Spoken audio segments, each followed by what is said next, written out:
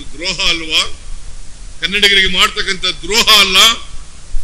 ನಾನು ಕೈ ಮುಗಿದು ಪ್ರಾರ್ಥನೆ ಮಾಡ್ತೇನೆ, ಈ ಬಿಜೆಪಿಯವರು 25 ಜನ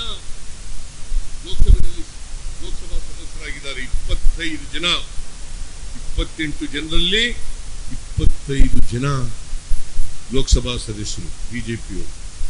ಒಂದು ಇಲ್ಲಿ ಜೆಡಿಎಸ್ನವರು, ಇನ್ನೊಂದು ಬಿಜೆಪಿ ಬೆಂಬಲಿತ ಲೋಕಸಭಾ ಸದಸ್ಯೆ ಶ್ರೀಮತಿ ಸುಮಲತಾ.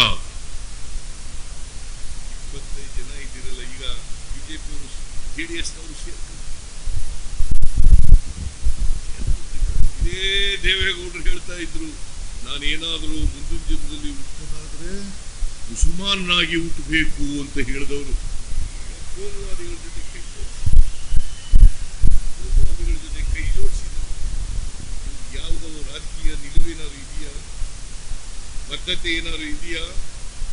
ರೈತರ ಮಕ್ಕಳು ಅಂತ ಹೇಳ್ಕೊಳ್ತಕ್ಕಂಥ ಜನ ಇವತ್ತು ಭಾರತೀಯ ಜನತಾ ಪಕ್ಷದ ಜೊತೆ ಸೇರ್ಕೊಂಡು ಶಾಮೀಲಾಗಿದ್ದಾರೆ. ಈ ಮುಂದಿನ ಲೋಕಸಭಾ ಚುನಾವಣೆಯಲ್ಲಿ ಇಬ್ರು ಒಟ್ಟಿಗೆ ಬರ್ತಾರೆ. ಈಗ ಒಂದು ಪ್ರಯೋಗ ನಡೆದಿದೆ. ಇಬ್ರು ಸೇರಿ ಶಿಕ್ಷಕರ ಕ್ಷೇತ್ರದಲ್ಲಿ ಒಂದೇ ಅಭ್ಯರ್ಥಿಯನ್ನು ಹಾಕಿದ್ರು, ರಂಗನಾಥ್ ಅಡ್ವೊಕೇಟ್. ನಾವು ಪುಟ್ಟಣ್ಣ ಅಂತಕ್ಕಂಥ ಅಭ್ಯರ್ಥಿಯನ್ನ ನಾವು ನಿಲ್ಲಿಸಿದ್ದು, ಅವರಿಬ್ರು ಸೇರಿ ರಂಗನಾಥ್ ಅವರನ್ನ ನಿಲ್ಲಿಸಿದ್ರು. ಆ ರಂಗನಾಥನನ್ನ ಸುಮಾರು 1,500 ಮತಗಳ ಅಂತರದಿಂದ ಸೋಲಿಸಿ ಪುಟ್ಟಣ್ಣ 5ನೇ ಬಾರಿ ವಿಧಾನ ಪರಿಷತ್ತಿಗೆ ಆಯ್ಕೆಯಾಗಿದ್ದಾರೆ. ಮಿಸ್ಟರ್ ಕುಮಾರಸ್ವಾಮಿ, ಮಿಸ್ಟರ್ ಬಸವರಾಜ ಬೊಮ್ಮಾಯಿ, ಅಶೋಕ, ನೀವಿಬ್ರು ಸೇರ್ಕೊಂಡ್ರು ಕೂಡ ನಾವು ಸೋಲಿಸಿದೀವಿ ನಿಮ್ಮನ್ನ. ಅದಕ್ಕೆ ನಾನು ಅನೇಕ ಸಾರಿ ಹೇಳಿದೆ, ಮುಂದಿನ ಲೋಕಸಭಾ ಚುನಾವಣೆಯಲ್ಲಿ ಕನಿಷ್ಠ 20 ಸ್ಥಾನಗಳನ್ನ ಗೆದ್ದೇ ಗೆಲ್ತೀವಿ ಅಂತಕ್ಕಂಥ ಮಾತುಗಳನ್ನು ಹೇಳಲಿಕ್ಕೆ ಬಯಸ್ತಾ ಇದ್ದೇನೆ. ಅಷ್ಟೇ ಅಲ್ಲ,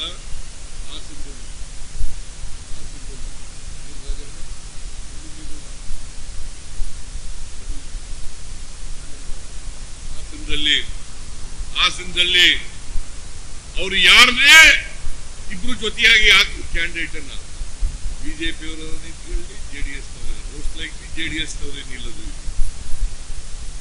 ಜೆಡಿಎಸ್ ಮತ್ತೆ ಬಿಜೆಪಿ ಅಭ್ಯರ್ಥಿಯನ್ನ ಮುಂದಿನ ಚುನಾವಣೆಯಲ್ಲಿ ಸೋಲಿಸಿ ಕಾಂಗ್ರೆಸ್ಸಿನ ಅಭ್ಯರ್ಥಿ 100ಕ್ಕೆ 100 ಗೆದ್ದೇ ಗೆಲ್ತಾರೆ, ನಿಮ್ಮೆಲ್ಲರ ಆಶೀರ್ವಾದದಿಂದ ಅಂತಕ್ಕಂಥ ಮಾತು